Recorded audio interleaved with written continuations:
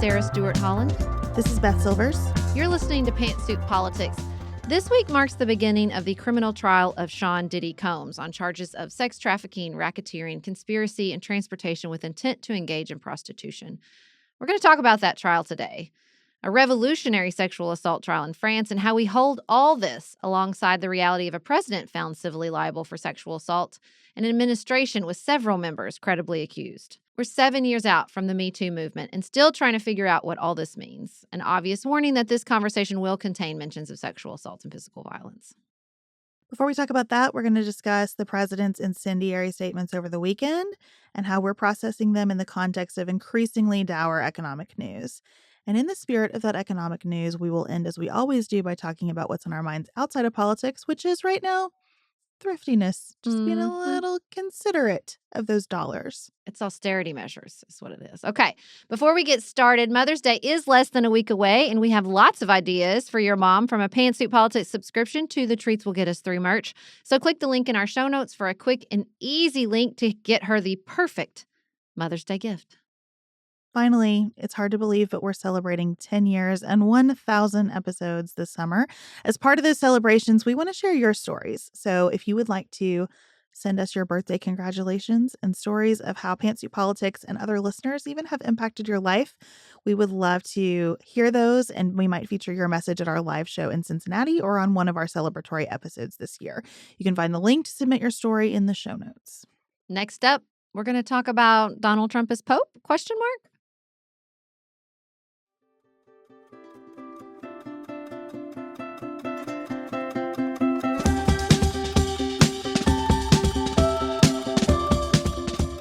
Beth, this weekend, Donald Trump was very active on Truth Social and in the legacy media. He did a lot of interviews, did a lot of posting.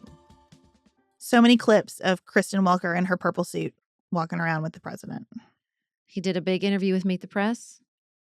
He tweeted a picture of himself as Pope. He said he's going to reopen Alcatraz. And I don't know if it's because we are in the process of going back and listening to 10 years of episodes. And I just so happened to be at the part of his first term where he was also doing a lot of incendiary things on social media.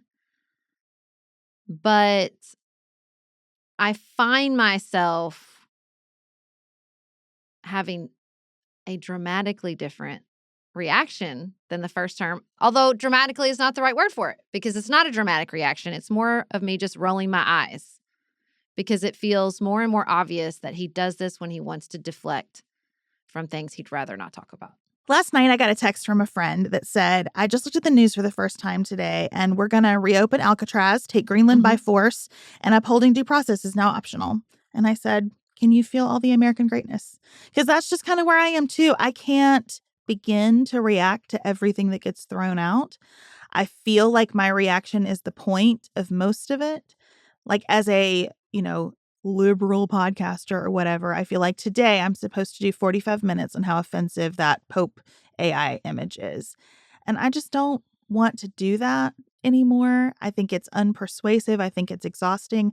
I don't want to tune into podcasts that are doing 45 minutes on how offensive that photo is. I was going to say, you're going to have to find a new partner, because I ain't doing it. I just can't do it. And so I guess that feels like growth, to just say I'm not going to take all of the bait. Yes. And then at the same time, there are things that I am genuinely worried about. And the sorting is what is so challenging right now. Well, my knee-jerk reaction is not to get mad about whatever he said, but to think, wait. What should I actually be paying attention to? What is he trying to distract from? Like, I'm getting like borderline conspiratorial and paranoid, because I'm like, what's he not want? What's he hiding? What is this really about? And I mean, I don't think it's, gotta look very hard in this situation. The economic news is getting very, very bad. You sent us a clip from the head of the Los Angeles port, and it was so wild because I had just had this long conversation with Norma, one of our longtime listeners. I was in New York City visiting and met up with her, and I was talking about the Port of Los Angeles. Have you ever seen the Port of Los Angeles, Beth? I have not. When I tell you it is, there are no words. It is like a Grand Canyon. It is bigger than your eye can take in. of shipping containers. I really, you hear me? It's not like I had this conversation with Norma. It's not like I didn't practice trying to describe it, and I still have got no closer because it is just massive. And so, like, a person who runs this port has a very important perspective. And he was basically like, we're down 30%. You're going to have about a week before it starts showing up in really, really concrete ways in people's lives. And that's like in a week. The reports about what could be happening by Christmas or by back to school are even scarier. And I think everybody is feeling that in a way that it does feel different. It does feel like we've all had some growth from the first term because he got by for so long on the business acumen, right? On the CEO. And now it just feels like, yeah, but you're not doing the one thing everybody likes you to do. And you're not even really doing the second thing everybody likes you to do, which is deport people because you're being real incendiary about that too. And it feels different to me. It feels like people are not falling for it. It feels like people are mad about the right things. And it feels like more people are mad about those things than in times past.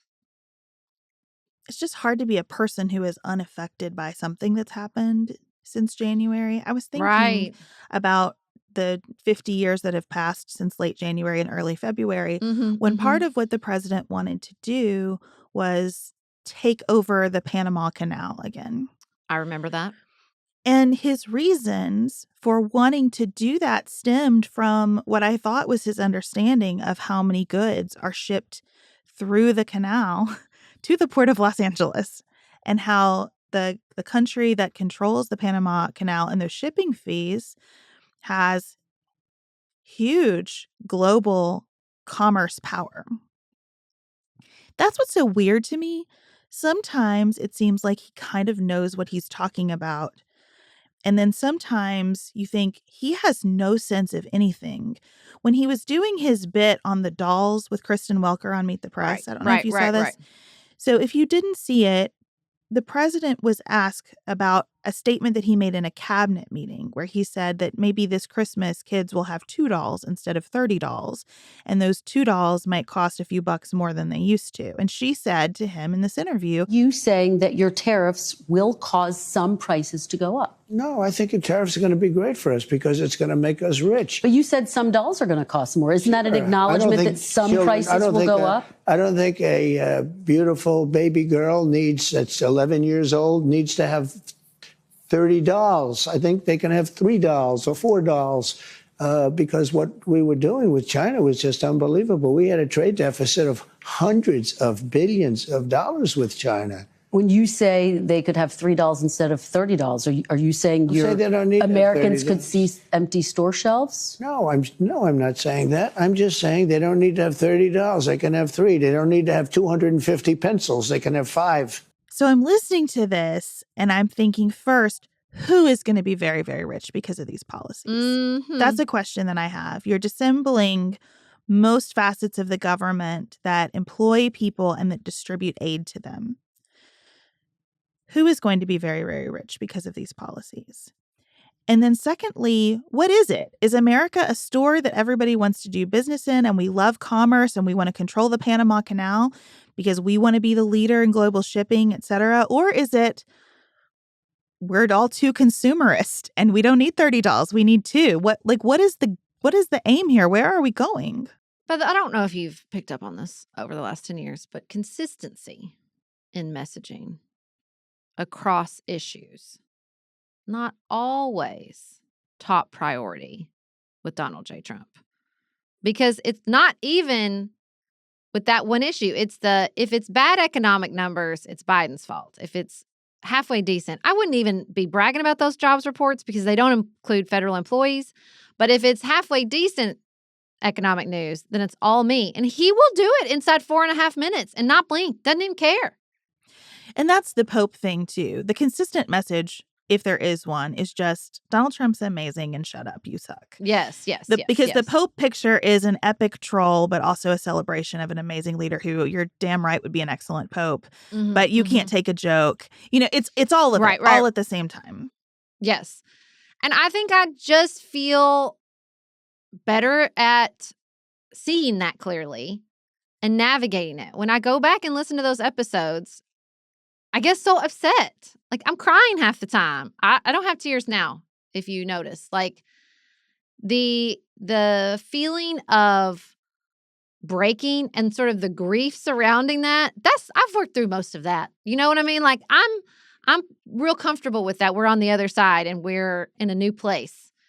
And instead of being shocked and horrified, being clear-eyed about, well, this is what we're dealing with. We need to speak clearly about what we're dealing with. And right now we're dealing with a president that is running our economy off a cliff while tweeting pictures of himself dressed like the Pope.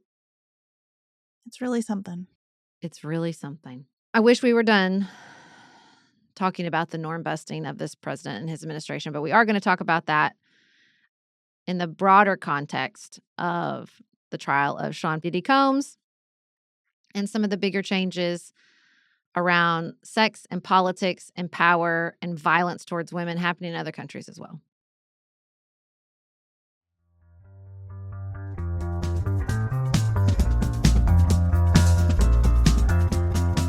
Beth, we're recording this on Monday, May 5th, and jury selection has begun in the trial of Sean Diddy Combs. He is facing a federal trial in New York on multiple serious charges. This is following his arrest in September 2024. He's been in detention since then, with his bail being denied multiple times. And over the past, several months, more and more information has been reported, both anonymously and from named sources, about really the horror that he perpetuated on hundreds of people over the course of his career. I was taking a look at the indictment this morning. It interested me to see how often the prosecution referred to him as the defendant, Sean Combs, a.k.a. Puff Daddy, a.k.a. P. Diddy, a.k.a. Diddy, a.k.a. Love. They did that numerous times. Interesting. And I thought it was interesting, too, because a lot of what the government wants to prove here is that he is an entity and that he so commingled his personal life and his relationships with his business ventures that he actually formed a criminal enterprise using all this staff to transport male commercial sex workers across state lines, to manipulate women who felt their careers depended on him into taking lots of drugs and participating in sex acts with those men.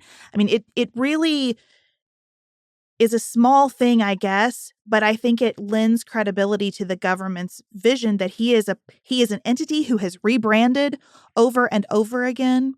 And it is the sum total of his business and his money and his power that enabled him to commit these heinous acts that affected so many people.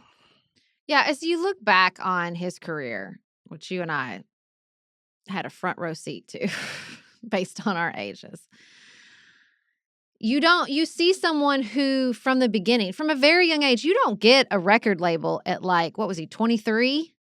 27, really young. You don't get a record label that young without having some real skill at manipulating and perpetuating people's perception of you to get what you want. And that's really what he's been good at from the very beginning, using what was in front of him, however much or little, to perpetuate a certain idea of himself. And what I thought was so interesting when looking at these charges, I was listening to a reporter talk about one of the biggest impacts of the Me Too movement and some of these really, really impactful trials like Harvey Weinstein, is that we've both culturally and legally expanded our understanding of sex trafficking, in that it doesn't have to be money changing hands. If you are threatening something of value, be it your career, be it access, be it resources, then we understand that to be sex trafficking, right? That you're using everything available to you. It doesn't have to be cash changing hands. And you really see that with him. And And it's like every other case like this, I feel like, where you see that what made them successful also made them a predator.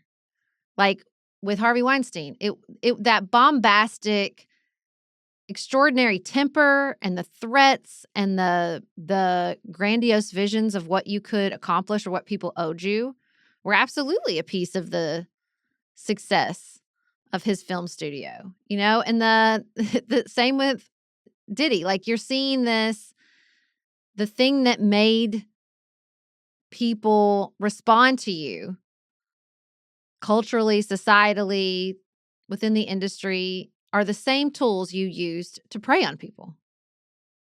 I was reading this really well done piece in the New York Times about his journey throughout his life. And the author of the piece described him as constantly performing his fame and success.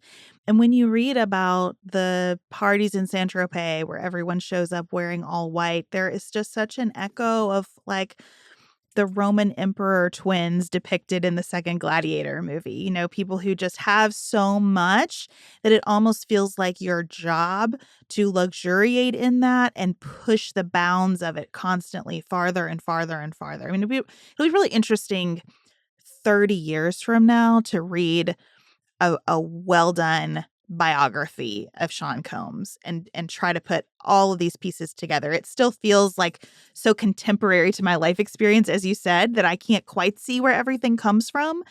But I know that is going to be put together eventually. This performance of success intertwined with the acts that ultimately have landed him in federal court. Well, and you don't read very many reports about him that don't compare him to Trump in that same way. Like they were performing success, particularly through the lens of New York City, right? Like performing these sort of kings of the town with lots of money and lots of women, because women are always part and parcel Currency. of that. Yes, currency of that fame, of that level of success. And particularly when you and I were growing up, like it was another way to exhibit success, to exhibit power, to exhibit strength. And I mean, that's not new to the 21st century, but I think what I'm realizing as I watch this trial and I think about the last 7 years of Me Too is that it felt like when this movement started, that it was universal. And to a certain extent, I think it was. I think there was a moment where everybody, or most everybody, felt like this has been buried. This has been behavior that everyone knew about and accepted from the lowest rungs of the economic ladder all the way to the very top. And it felt like, well, we've exposed it and we're done. And I think what I've seen over these last 7 years, it's like every little microcosm, every culture, every industry has to have their own moment. Like I think in the beginning, it was so much of the movie industry as driven by the realization around Harvey Weinstein, and it felt very sort of legacy media, right? Like you got the big dogs that everybody it was an open secret. You went after Matt Lauer, and you got Harvey Weinstein and Bill Cosby, and especially those who are like on the downward slope, because that also feels like what happens. It feels like it's only when their own position starts to weaken that then people feel safe saying the thing out loud that everybody knows, right? And so you just have these rounds, and not just like the music industry, which has a long history of exploitation. It's really built on exploitation, right? Same for any sort of entertainment industry to a certain extent. And so, but then you see how you have like the church has its Church Too movement, and you see all these layers and how it's like every microculture, every industry, every piece of society has to have their own realization, their own moment, their own real moment of accountability. And then has to be persistently vigilant about it for years. It's been a long time since we started hearing stories about abuse within the church. Mm-hmm. And this week, as cardinals are gathering to elect a new pope, there are survivors groups saying, please consider the priority that protecting victims and making amends for past abuses will have to the new pope. I mean, it takes a long time, and I think it's never really done because we just have not figured out why this happens in a meaningful way that we can act on. And maybe there's not one why. That's what I always come back to, though, when I read stories about this kind of behavior. How do we, in addition to having conversations about consent, get to the fundamental wiring in ourselves that makes so many people abuse their power through violence and sex? Yeah. I mean, I think that this is a sort of a soapbox of mine for a long time. I think we, in many ways, rightfully villainize people who perpetuate horrific sexual abuses on all types of populations, particularly when it comes to any sort of child sexual abuse. But when we do that, we foreclose the ability to ask questions because the answer is they're evil. And so many of the things you read about are evil. We're going to move to France in a minute. We're going to talk about Dominique Pellicroix. It's evil what he did to his wife. But if we don't ask questions, if we let it end there and say, you're evil, we don't need to know anything else, then I do really think we foreclose the ability to prevent. You cannot prevent something you don't understand. You cannot prevent behavior that you've just decided people adopt because why? Yeah. And I think we incentivize cover up. Mm-hmm.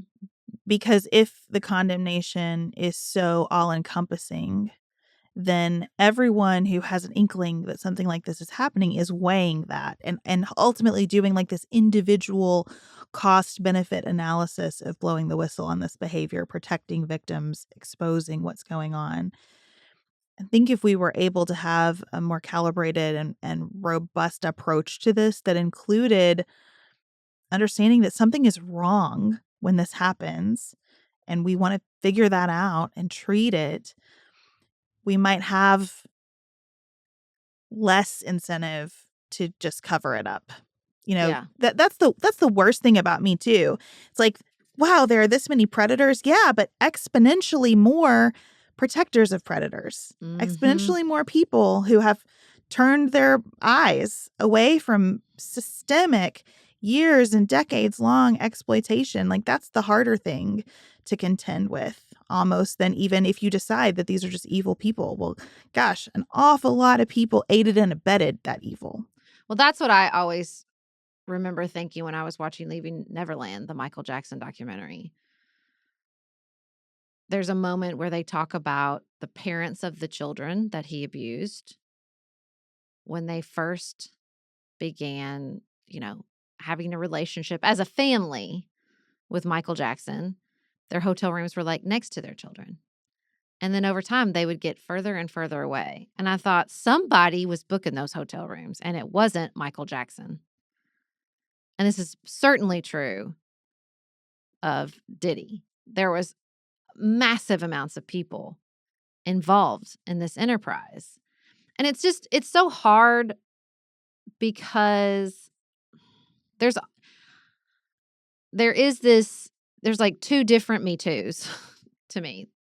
There's all the little baby Me Too universes for every industry, but there's also just a giant one about fame. And there's like everybody else, right?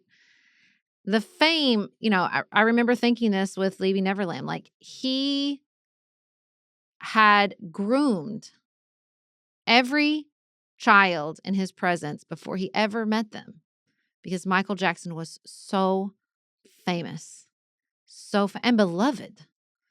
And so that fame was this mode of exploitation before the predator even enters the scene. definitely true for Diddy and R. Kelly and Harvey Weinstein and Bill Cosby, like the whole entire roundup. And that is very difficult. I mean, we're going to move to France, but France is having its own sort of Diddy-like moment because Gerard Depardieu, considered one of the greatest living French actors of all time, is on trial for multiple sexual assaults, and they're going to get that verdict next week. And the way they have grappled with this, still famous people coming to his defense, saying this is just a lynching.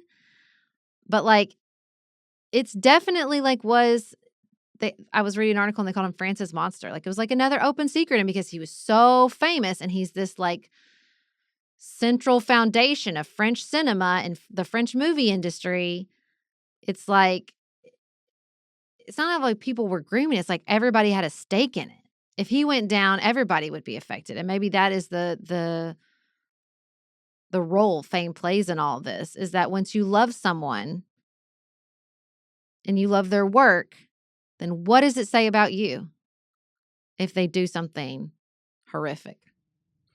And then in that fame circuit, you also have people like Russell Brand, who has been charged in the UK with sexual assault and who, I don't know, months ago, a year ago maybe, professed online this conversion to Christianity. There was a viral photograph of him like baptizing people.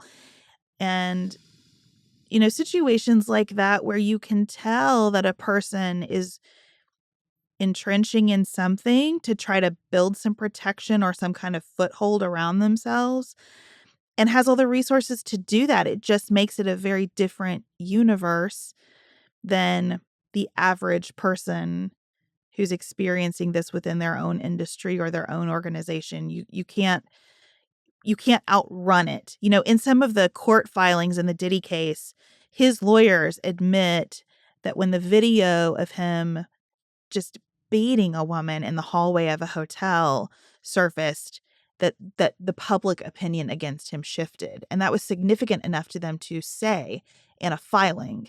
It just adds a layer that is, it's difficult to find a parallel to in average everyday life. Well, sometimes the parallels and the paradox too, because I think there is definitely a connection to the Pellicot case in France, where Giselle Pellicot, her husband, was found guilty of drugging and allowing 50 plus men to come in and sexually assault her while she was unconscious.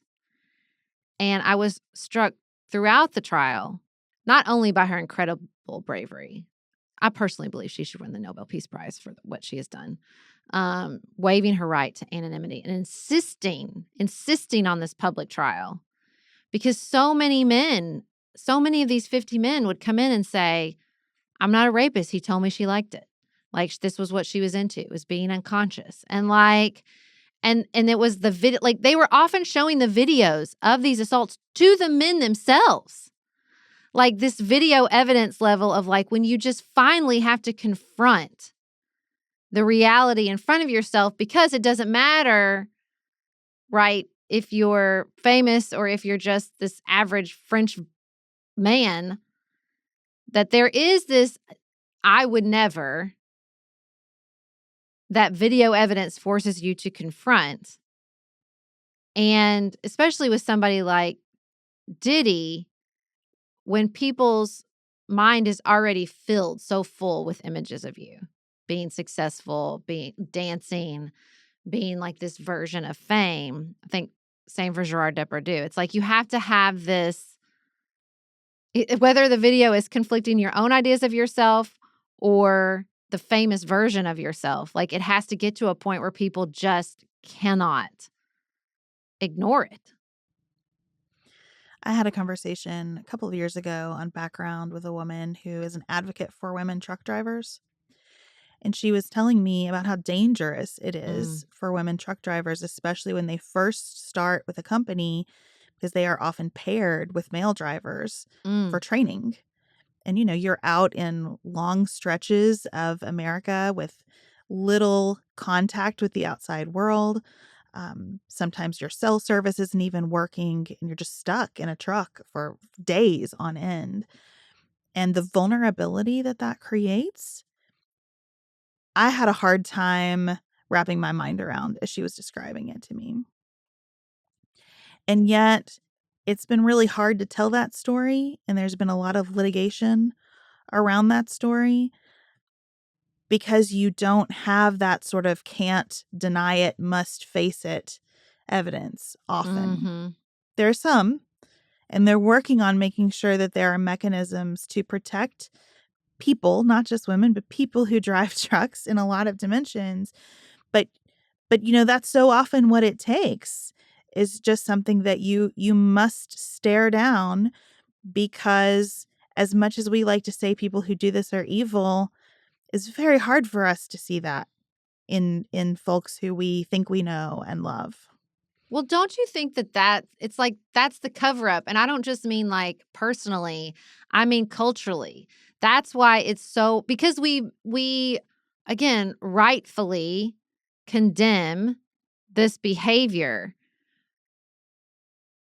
Any accountability becomes so difficult because it's like you're throwing them off a cliff, right? Like, I definitely think that's what happens in people's personal lives. If it's someone you love, then it's just, you make it impossibly hard for people to report their own family members, to acknowledge the abuse that's happening within their own family members, because it's so horrifying.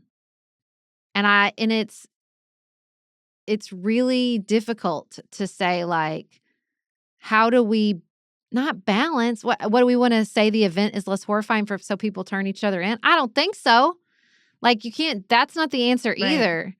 Right.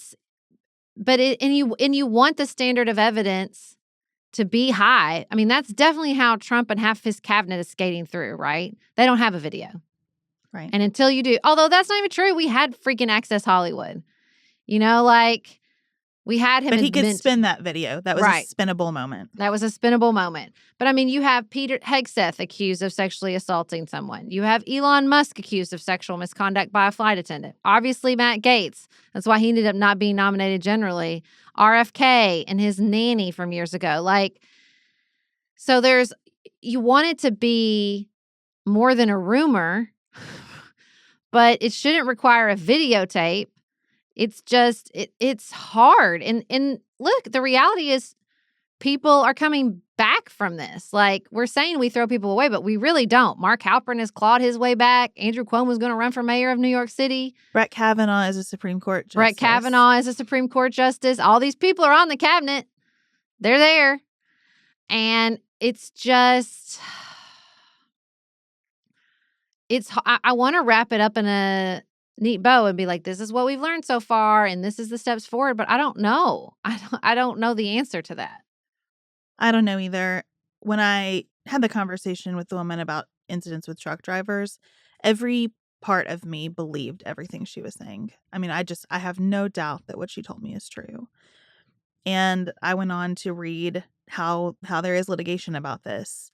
And I had that same terrible sense. How do we balance what must be proven beyond reasonable doubt in order to impose criminal accountability with what is obviously true to impose some kind of protective measures, both for the person who did the thing and for the people to whom that person has done it and will do it? How do we not ostracize someone from community, because I believe that never fixes a problem, but understand that some people are really dangerous to others? This whole area, I think we haven't solved because it is one of the hardest things. And I think the other piece of like ignoring it is, if you know someone who's doing this kind of act and you love them, then it can become very like, what does this make me? Right. What does this mean about me?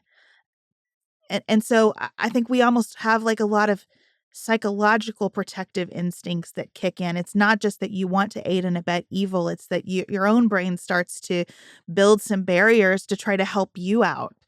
It's awful and so hard. And I badly want someone to just crack the code here and tell us what we need to do. Well, I mean, I think again, that happens when you're just a fan who doesn't actually know the person. Yeah. That happens when you're just a huge fan. Like, I was telling someone this weekend, like, I would pay any price to a film festival if it got rights to release the Prince documentary. Because Prince was also horrifically abusive to women and not a particularly good person. But this filmmaker has done such a good job in the past of like unpacking that. And I think, Camus Bell tried to do that with the Cosby documentary, like to acknowledge this is what this person has given to American culture or a certain community or to all of us as fans. And how do we hold that? Obviously Claire Dieter's Monsters is like absolutely one of my favorite books because I think she grapples with this really, really well. And I think that is really what she gets at through the lens of fandom, I think is true. I think what she gets at through the lens of fandom is true at all levels of relationship. This monstrous behavior requires us to confront not only the monstrousness inside ourselves, but also our own vulnerability to the monstrousness of others. And as long as there are human beings, I'm not sure we're going to find a fix for that.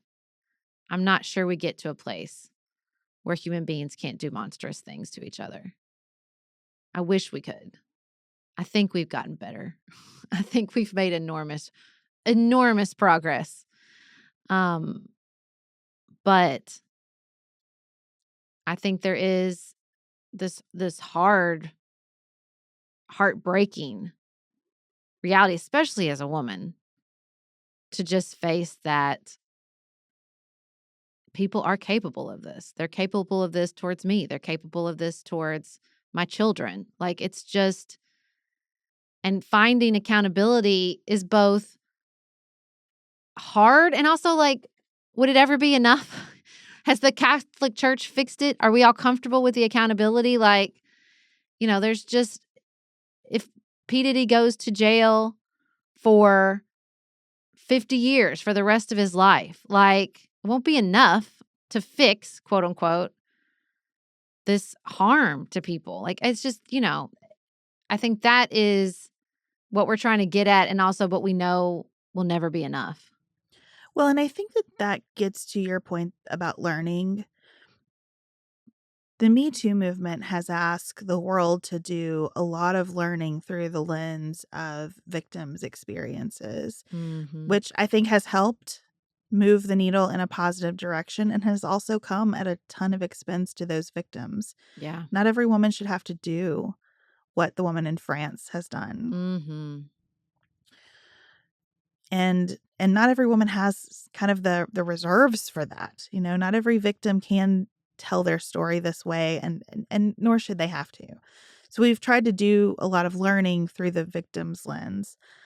We have tried to do learning through the lens of people who have been wrongly accused of being perpetrators, or people who we think the punishment hasn't met the crime. But diving into the deep, with people like Diddy, people who have been accused of that caliber crime, is limited to such a small field of experts. Yeah. And I wonder how that learning can be shared more broadly, not through, Criminal Minds and Law and Order SVU, No. but in an academic, accessible, meaningful way. I don't think it's going to come from this administration. Well, I think you're right about that. I know people are reaching the end of sort of academic answers, right? Like, that's something we've talked a lot about since this administration has come to power, that's not what people want. They don't want academic answers. I mean, there was this piece in the New York Times that we never got a chance to talk about quote unquote pedo hunters, people who build social media followings by basically like being their own personal catch a criminal and trapping people into, trying to prey on children or who they believe to be his children, beating them up, exposing them publicly, forcing people to end their own lives. And I was completely horrified by the entire report, much less the trend itself. Because I don't think we get to humanizing the victims through dehumanizing the perpetrators. There is a little bit of me that I try not to be zero sum, but when it comes to humanity, I do feel a little, if not zero sum, clear on the more humanity, the more humanity, the more humanity. And this instinct to, which is coming from the same people who are perpetuating crimes. Like Donald Trump and his ilk in this cabinet perpetuate the idea that they're the actually ones who care about crime, and they're the strong ones, and they're the ones who are going to punish the people that are actually doing harm, while flouting the reality that they get away from any accountability when they themselves do harm. So I don't want to hear it from them at all. But at the same time, I do think there's this weird sense that we'll punish our way out of this that I don't think is true. 100%. I mean, that's what I thought about when you were sharing those articles about the pedo hunters. Vigilantism indicates always, I think, a policy failure. And I think the justice system is really zero-sum. And that is unsatisfying in so many arenas, and particularly this one, where so many people have personal experience with sexual abuse and assault. It is not surprising to me that it comes up in all of these weird, politically adjacent ways. I'm just looking for us to figure out where there can be an ounce of redemption and forgiveness and amends making. I was kind of encouraged, weirdly, by something that happened with the Barstool Sports guy. This weekend, Dave Portnoy was posting on X. He would caption them emergency press conference, but it would just be him direct to camera. I thought, what a world. But I was impressed with him because he was dealing with this issue of anti-Semitism that happened in one of his bars. Somebody ordered a sign that said "F the Jews." Oh my God. And there were pictures of his employees carrying that sign around in his bar. And he was livid. And he went direct to camera to say how angry he was and that he had fired the employees who were involved. And then, as happens on the internet, this gets passed around. It gets bigger and bigger and bigger. And he comes back and says, okay, I have figured out who ordered this. And I have talked to a lot of people. And I am paying for these kids to go to Auschwitz and tour the concentration camps and try to learn something. Dang.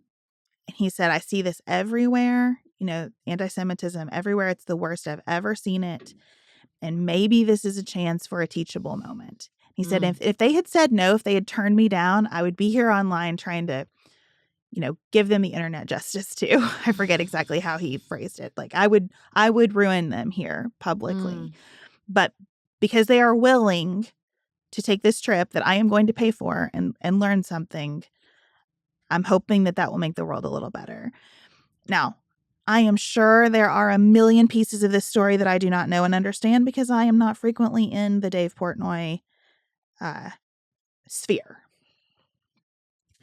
But the bits that I caught felt encouraging to me that he just thought to himself, okay, instead of just going as hard as possible at punishment, how can I try to prevent this from happening again in the future? How can I put something good in the river like we talk about all the time?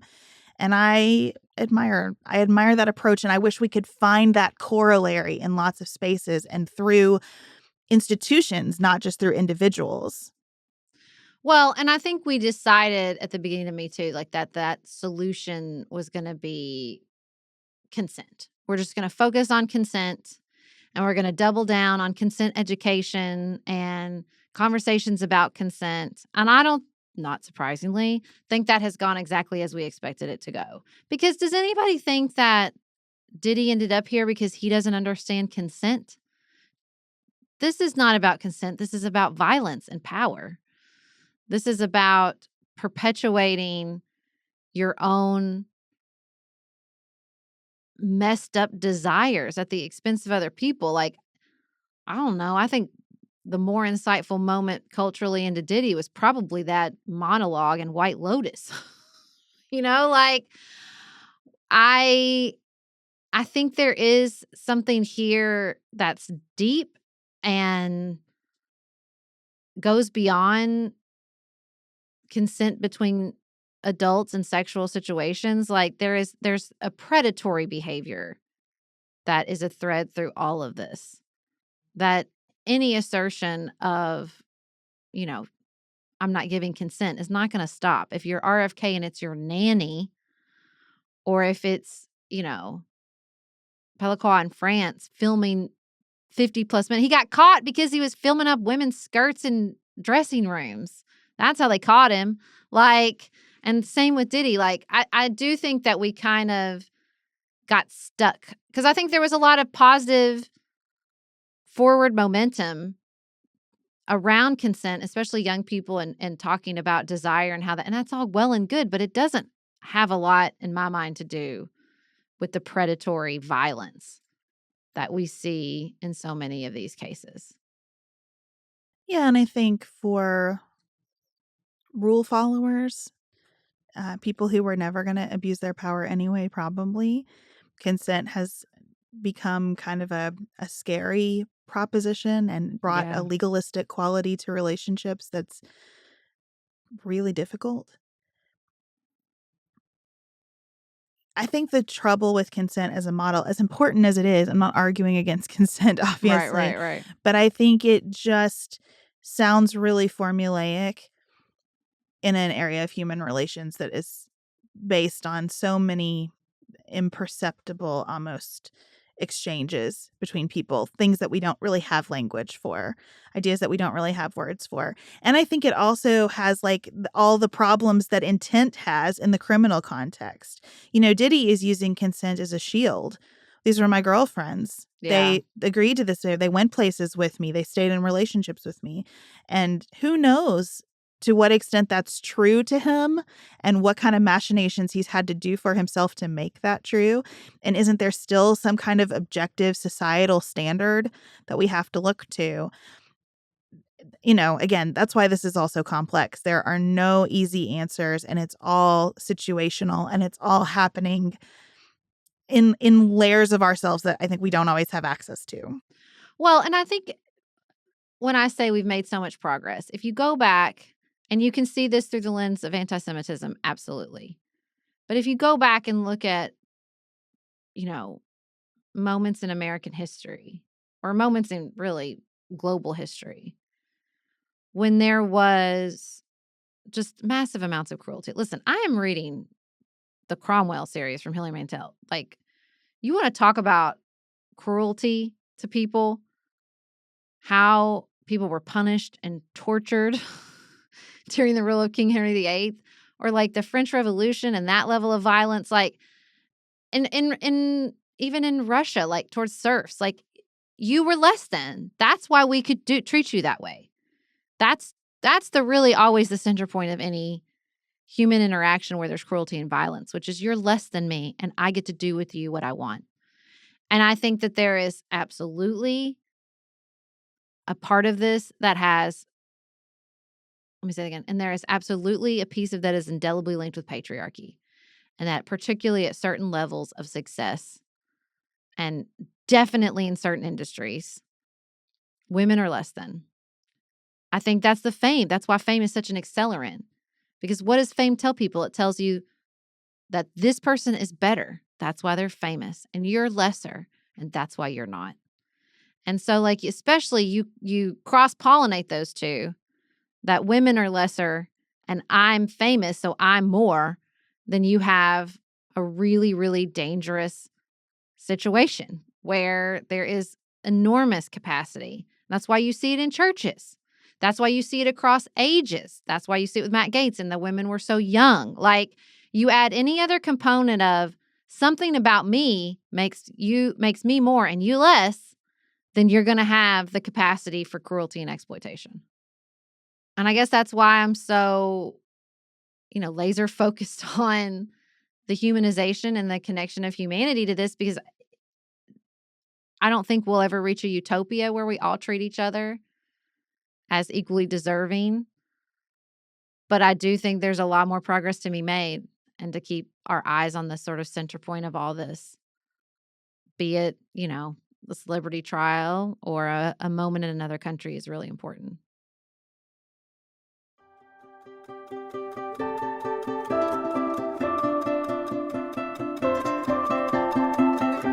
Beth, do you know how much it is to add a child to car insurance? It's a lot, I'm hearing from my husband, as Kentucky has moved that number back to 15. It's 3 times as much. Think about it. It's so expensive. We called the lady. She said, it's going to be 3 times as much as you're paying now. And I said, excuse me. So it's like not even just the global or domestic economic news that I know we're all swimming in, but it's just my phase of life. Teenagers are so expensive that we're in austerity measures over here at the Holland household. It's getting real. Whenever Chad and I are saving for a big purchase, he'll say, I want you to go in with me deep. And it's been a while since we've done that. But I think I have specifically this year just been so tired of processing stuff that I'm just thinking differently about my purchases and what I buy and how I buy it, and then what I have and how I use it. I try to go shopping in my house first, is what I'm trying to say. Well, I read the Stoics, and it was a good reminder that for most of human history, thrift has been a virtue for a reason. And sort of thinking about that, it is, of course, it's nice to be thinking about this along with everybody else, because I think there is a very cultural moment. There's a lot of viral no buying 25 things on social media. But I do think some of this is inexplicably tied up with social media. I think people's exhaustion with social media, that's how this started for me. Before even I was worried personally or worried about our economy, way back in the, mid 2024, I just was kind of grossed out by the consumerism, particularly on Instagram. And not even that there was so much stuff, it's that it was all the same stuff. Even now I'm dipping my toes back in there to make sure I don't miss anything fun when I'm traveling this summer. I want to see, sort of the traveling. Although traveling's a whole other level of, I read a really great piece in Substack about how many people go into debt to travel, because there's just this idea of how much people should be traveling, especially in their 20s. Please don't go into debt to travel. That's a terrible idea. But dipping my toe back into it, it's there's all these pack this with me, and everyone's packing the same stupid Amazon dress. So it's I think that's part of it too. I wonder if there's just an exhaustion with how much we're told to buy and how much we have and how much we don't use. That's even before we got to, holy crap, what's going to happen with the economy? Holy crap, I got laid off, or I'm afraid of getting laid off. That's led everybody back to thriftiness. I also think there's a human element in buying something that's been used before that's kind of great. So my New Year's resolution, one of them this year, is to learn to play golf with Chad. I'm not trying to be good at golf. I'm just trying to be capable of going out and playing 9 with him on a Friday morning. And to do that for the rest of our lives, because he loves golf so much and I love being outside in the sun and with him. And those things seem like they should be able to go together. So we started looking for golf clubs. We went to a couple of used sports places. And while we were doing that, he's checking Facebook Marketplace and he finds a set of clubs that look great. And we go pick them up. And the woman who sold them to us was so great.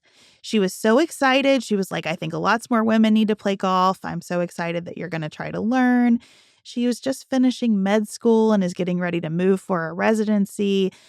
So in 10 minutes, we got an interaction with someone. We didn't just get a purchase, right? We got this sense of the person who had them before and her passion about the game and some pointers for me from her. And it was really awesome. And it was so different than just getting something in the mail in a big box that I unpacked. I mean, I think that is sweet and charming. Mine is my experience with thriftiness is a little different, especially buying used. I just feel like I'm winning. I feel like I'm like getting something over on somebody. You know what I mean? Like when I save money or I buy something great. Listen, I really like thrifting clothes. I really like designer consignment. I particularly like to buy things when I'm traveling because I feel like two birds, one stone. I get to wear my souvenir. That's great. And so, but even, beyond just buying things and consignment, we won't even get me started on estate sales because we'll be here for like 30 minutes because, oh, Lord, I love an estate sale. But like, there's a lot going on for me. I feel like I'm saving money. So I feel like I've I don't know, scammed the robber barons. And I feel like I've got a point for that.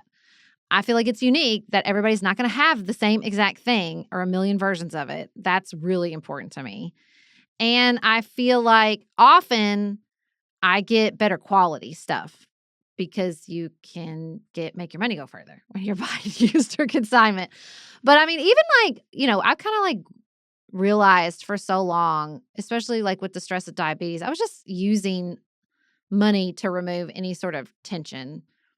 I was having so many things delivered. I was having air filters delivered when I could get the same air filters at Lowe's in a pack of 3 for a third of the price. Why was I doing that? And so every time I find another little space like that where I was like, oh, you weren't paying attention and now you've saved all this money, I just feel so smart.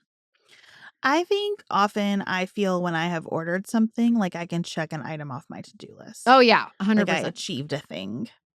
And that is what I'm really trying to work on myself about. What is my real purpose here? Yeah. And that's going to be a problem with golf. Look, golf has a lot of stuff attached to it. Yeah, and I found myself last night looking at golf clothes, and I thought, Beth, you don't need golf clothes. You're gonna go to the driving range for a while with Chad. Wear a sweatshirt and call it good. But that instinct is there, right? I'm doing something, and so I need the things that go with the doing, and that makes me feel very productive. And I want to walk back from that as much as I can. Yeah, that's why I really try to channel the sense of productivity and saving money. Not only did I not spend that money, but I save that money. That feels like a double win, even though my husband tells me that's not actually how money works. I've just, I think it's really, it's when you save money, it feels like somebody wrote you a check a little bit. But I think all that, the little ways you feel useful and so you're sort of doing something for society by not buying one more thing off Amazon. I mean, we canceled our Amazon Prime, so that helped tremendously. I do not have the Amazon app on my phone because there's an ease of I need this thing, I'll just buy it, and then I've checked it off my list. But I didn't often really check it off my list. I usually I spend more money than I should have. I get a thing of less quality than I needed. Sometimes I get the wrong thing. Then I'm stuck processing it and returning it, and because I was in a hurry to check it off the list. Whereas if you're a little more careful, I feel like it goes a lot better. You know what I mean? And also, then I just use stuff to solve the problems, and sometimes I don't need to do that. Now, there are levels of thriftiness that I find really challenging. For example, we have a neighbor who makes incredible salsa and sells it. So it's very exciting when it's salsa day. Mm-hmm. We go grab salsa, and she makes it in these containers that are useful little containers. They wash easily. They're great if I make a big pot of soup, to portion out the soup. Sarah, I probably have 300 salsa containers now. Why can't you just give them back to her? Many salsa containers. I've asked about this. I've asked my husband about this. I'm going to press the point with her at some point, I think. Can you use these again? I don't know if she can. I don't know what kind of regulations are in place and what she's able to do and not do in this little enterprise of hers.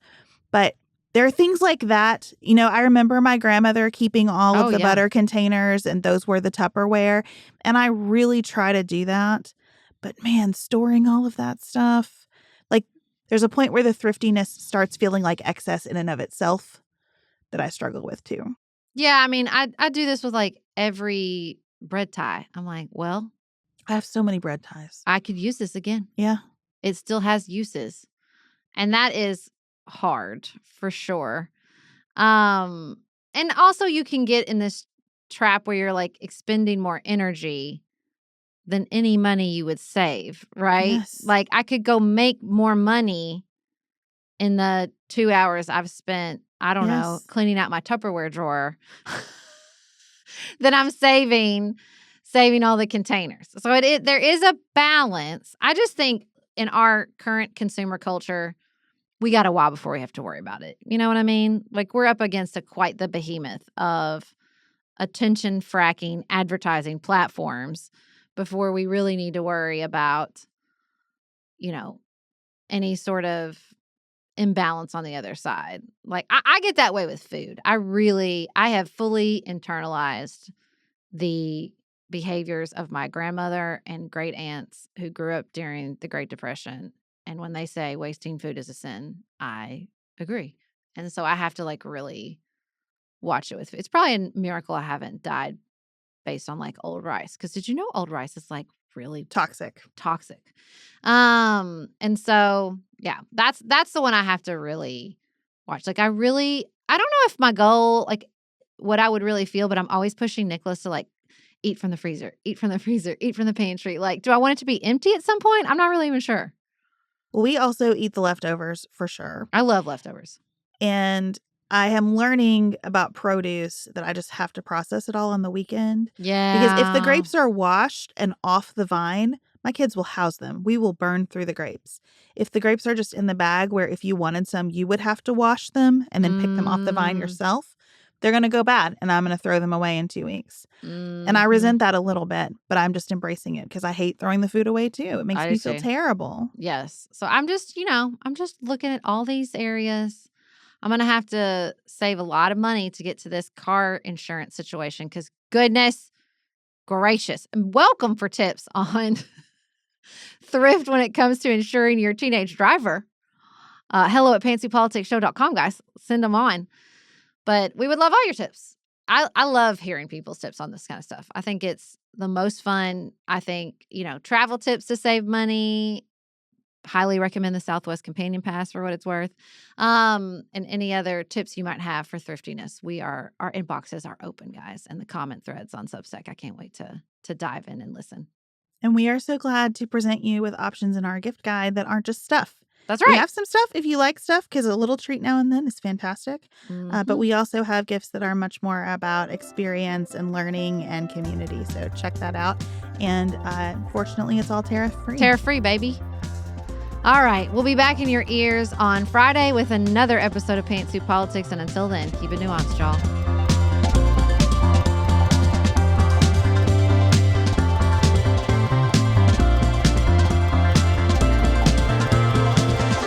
Pantsuit Politics is produced by Studio D Podcast Production. Elise Knapp is our managing director. Maggie Penton is our director of community engagement. Xander Singh is the composer of our theme music with inspiration from original work by Dante Lima. Our show is listener supported. Special thanks to our executive producers. Martha Brunitsky. Allie Edwards. Janice Elliott. Sarah Greenup. Julie Haller. Tiffany Hassler. Emily Holiday. Katie Johnson. Emily Helen Olson. Barry Kaufman. Catherine Vollmer. Lori Ladow. Lily McClure. Linda Daniel. Tracy Putoff. Sarah Ralph. Jeremy Sequoia. Katie Steigers. Karen True. Annika Uvaline. Nick and Elisa Valelli. Lee Shea McDonough. Morgan McHugh. Jen Ross. Sabrina Drago. Becca Dorval. Christina Quartararo. Shannon Frawley. Samantha Chalmers. Crystal Kemp. Megan Hart. The Adair family. Jenny Francis. Leanna Pilgrim Larson. The Monene family. Ashley Renee. Michelle Palacios. Catherine Jardine Kness. Jessica and Brandon Krause. Veronica Samuelidis. Suzanne Dickinson. Michelle Dean.